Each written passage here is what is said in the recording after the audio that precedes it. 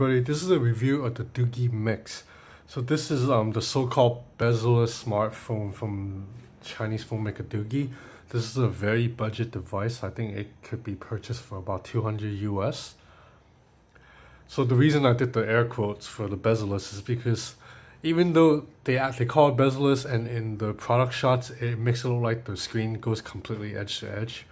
Not quite. As you can see, the borders around the screens is still pretty visible. Now this is still very impressive, but I have to call it what it is. This is not a true bezel-less phone like the Xiaomi Mi Mix, which Doogee actually was inspired by. Because if you put the two phones side by side, you see that the bezels on this, it's a lot slimmer than the bezels on this. I'll open a web page. Let's open a photo actually, so we can get a better shot. On a web page is fine.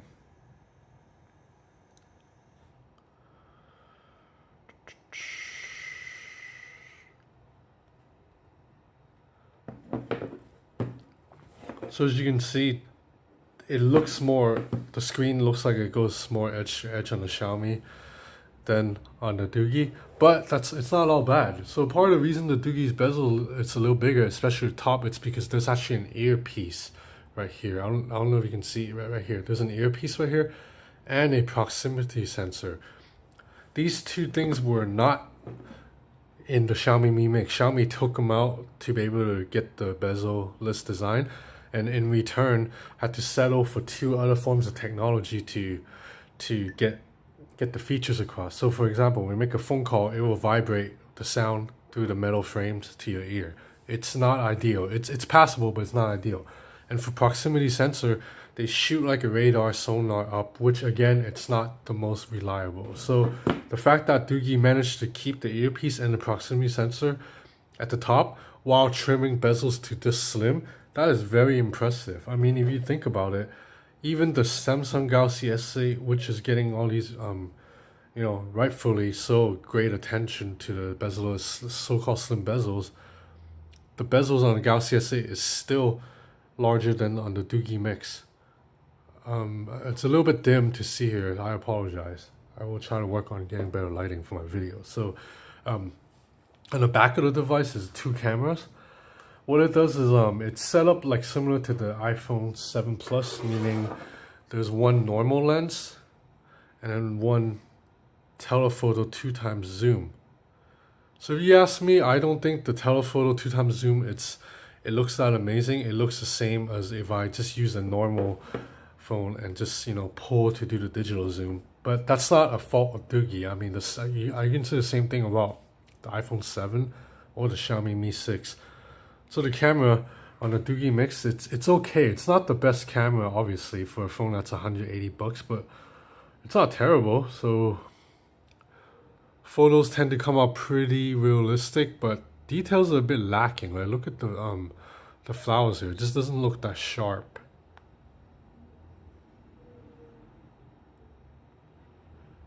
But considering the price point, this is it's a decent camera. Not amazing. So in the low light situation, it struggles. So this is inside a coffee shop, and then the photo's a little bit blurred out. So otherwise, the setup of this phone is you have a fingerprint reader right here. It's really fast, quite reliable, but they use soft buttons. So it's a bit weird to me to have this button down here that's not the home button, because I'm just used to pressing it when I'm on the phone. But you can set it so you can set it as a back button. So right now if I tap it, it goes back. Yeah, so not too bad.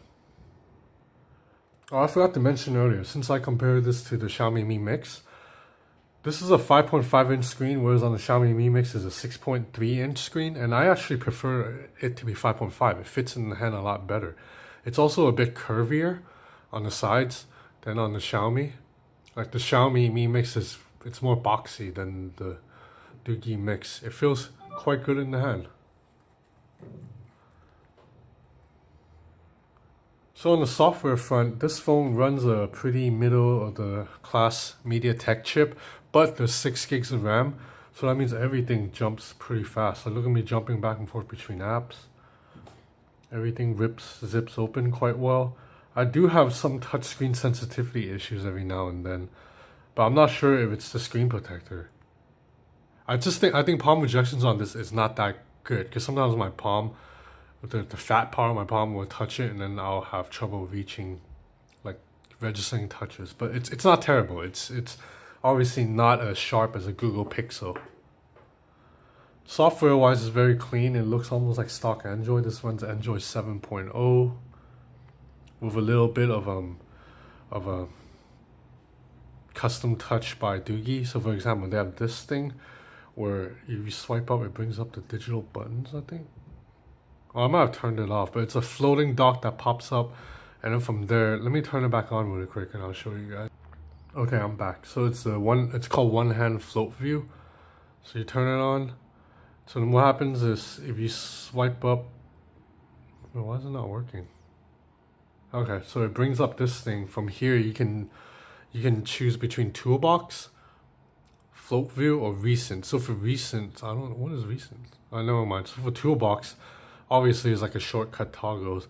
For float view, you can shortcuts to take a screenshot, lock the screen, or you can immediately float a video. So that's pretty cool. So you can play a video right here while you're using the phone. Although I do wonder, why do I need to bring up this menu just to activate this? There should be just a easier way to do it.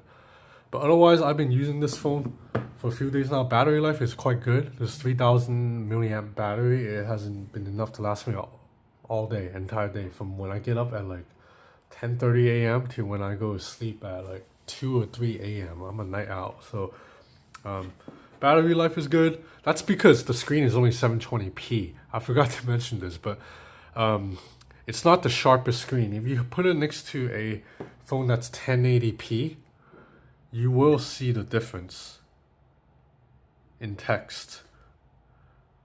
Like text just doesn't come out as sharp, but it's not too bad. Again, this phone, the Doogee Mix is only $180, so I think for this price you can't really, complain, considering you're getting a really nice design. But look at the difference in text. It's just a lot more crisp on a 1080p device than on the 720. This is a 720p panel, so.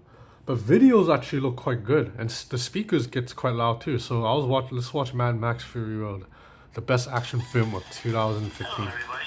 Today I'm going to show you what happens. Oh, I hate this ad so much. See, this guy thought he could take me on. So there's also two bottom firing speakers, which is better than some phones like Samsung Galaxy with only one. So that means it's harder to accidentally cover the speakers, So I'm covering one right now. Sound's still coming out quite good. I'm covering the other. So 720p video still looks quite good.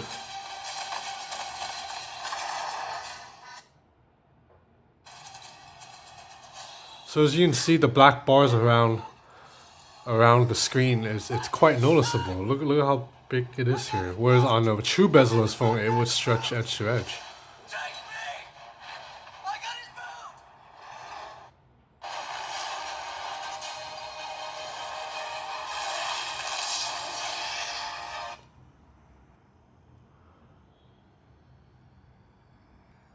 A reader asked me earlier on YouTube if there's a notification light in the front. Unfortunately, there isn't. So you just have to rely on, and there isn't an always-on display or ambient of any sort. So you'll have to rely on turning on the phone to see notifications every time.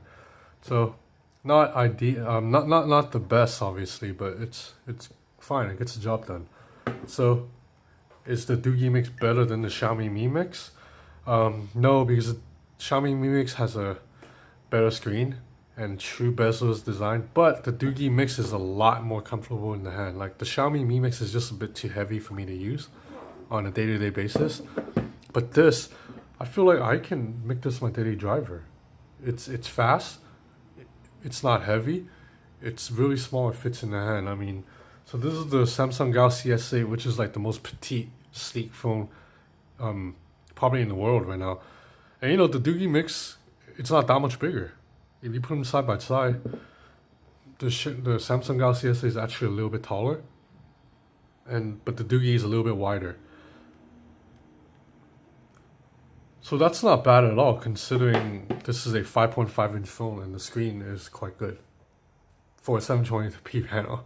Anyway, thank you for watching. I have a bunch of other phones I'm testing right now. I'm testing this Alcatel K10000 with a 10,000 milliamp battery. I have a Xiaomi S10 and I'm recording this with the Sony Xperia XZ Premium. So stay tuned for more reviews. If you want, please check out my Forbes website. I will have the link in the video. Thanks for watching.